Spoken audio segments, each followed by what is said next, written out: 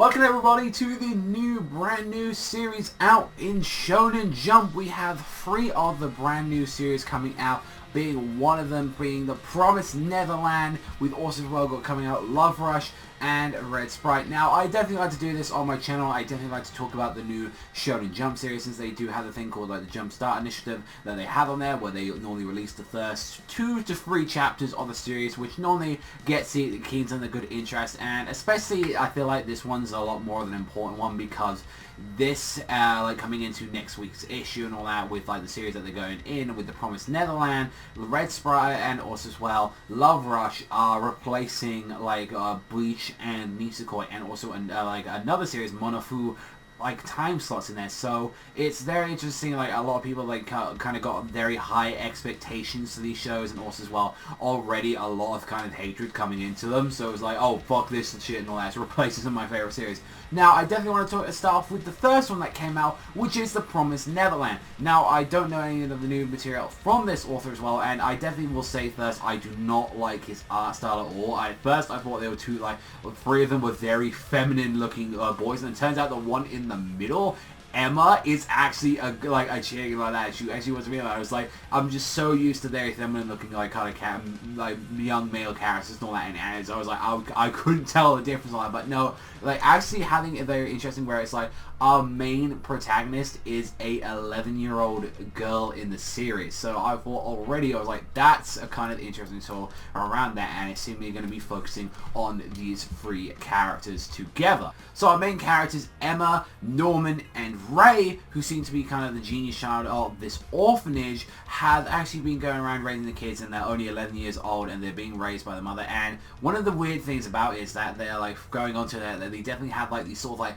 branding slash like, you know, ID numbers on their necks on there. Though that was a very weird thing going into it, and that the you know, the world and all that is, everything is all good about their life. Everything is all like perfectly fine. Although they do have to do some very weird things where it's like the daily test, where it's like instead of having schools, they have this really crazy like math and like kind of literacy and like all these tests and all that, where they had to like immediately had to get these questions like right in 10 seconds, which are like very complicated stuff. And it was like, there's something very weirdly going on with like these kids and all that, and it's like, although they live pretty much good lives, the only rules that they have to do is like, you have to keep doing these tests, you have to keep, you know, like you're allowed to run around, you're allowed to play with your friends and everything, just don't go outside. You're not allowed to leave the orphanage at all, and they have no single like trust or doubt and all that. And whenever they grow up to around about like 12 or so, that's pretty much when they're around about leave, or unless like, you know, they don't like kind of leave any other pace and all that, like when they get adopted.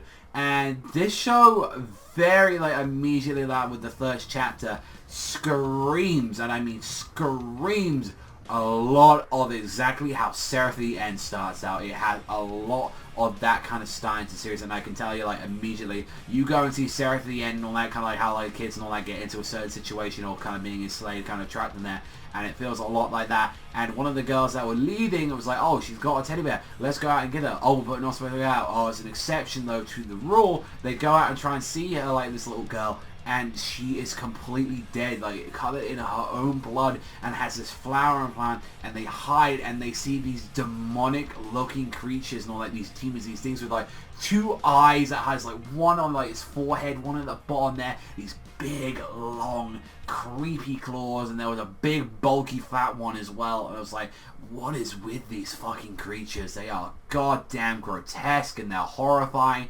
And they said that this is a farm, that they're all from that is that this is a meat farm and all that. Humans like flesh produce all that is the high quality meat and all that for the rich and all that. And especially that it was like they're being like, this is a lower class like stock food, and the 3 kids and all that are supposed to be coming out to the extra high quality ones that are coming out next week. And it turns out the mother all along has been like manipulated. Now we don't know if she is part of them or she's being forced to do this to keep her own life, but she clearly does not show and all that she does not care at all for these children. And the Emma, Ray, and Norman kind of run out of there, and it's like, we need to do something out there. And it was like when they go, like they don't tell Ray, like the third one, the kind of the little edgy like brooding one out of them all, but it's like this was like, wow, that like immediately go onto like a twist of eternal out like what was going to go out there. And it definitely feels a lot like the first chapter of Seraph the End, where they kind of had the same situation going into it. I don't want to say too much on that, just to the fact on that for people that haven't actually seen the series yet.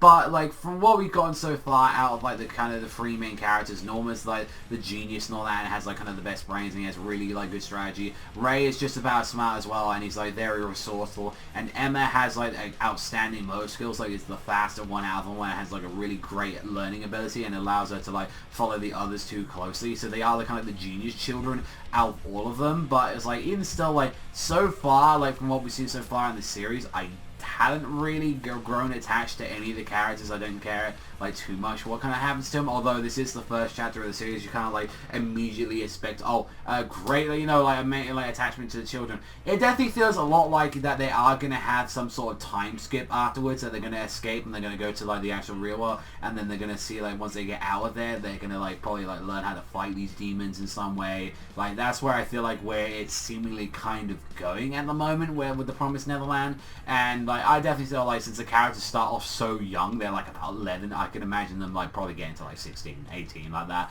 around like later on in the series. The question is though, we don't know how long. I'd imagine this maybe have like 2-3 chapters like maybe as well, unless they really want to like put that out there. Like it depends on it, because Jump series and all that, especially the early ones, had a very big issue and all that, where they normally don't last about 13 to 24 chapters. Like that normally that's how long they last, unless they do really badly and all that. And considering that all 3 of the series, and all that, this was the kind of the one I was a little bit unsure on, like, and the new romance series, and was I'm kind of, well, I'm most excited for like the next one, like the Red like Sprite or Red Spirit like that, because that's being done by the same creator as Iron Knight, and that's the one I'm the most excited for.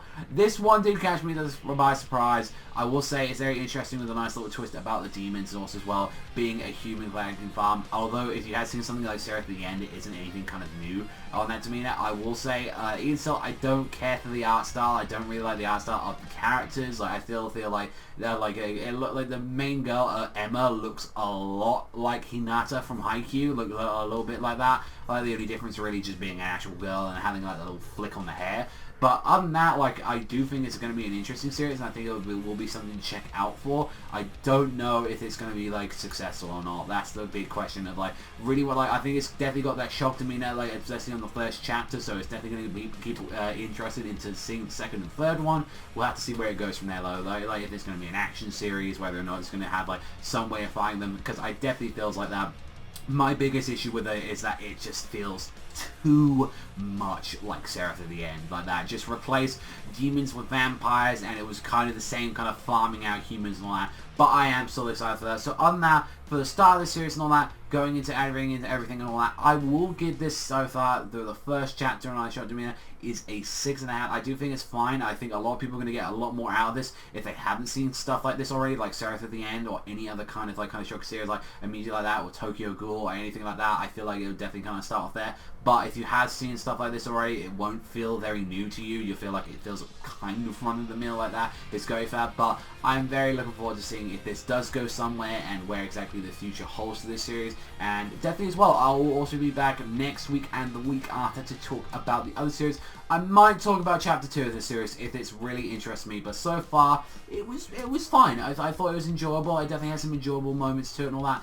But yeah, just to me, it's, I guess since I've seen Sony series at this point that kind of have that kind of trope and all that, it didn't feel that original and new to me. So that's going to be it, but I know a lot of you guys are going to really enjoy it. So at the end of the day, your opinions matter at the end of the day more than mine. So I'm going to end off there, ladies and gentlemen. So thank you very much for watching as always. Let me know what you guys think about The Promised Neverland in the comment section down below. And if you want to hit that like and subscribe for more manga, anime, and more other content, you know where to hit it exactly. Thank you very much as always, and I'll see you guys though next time.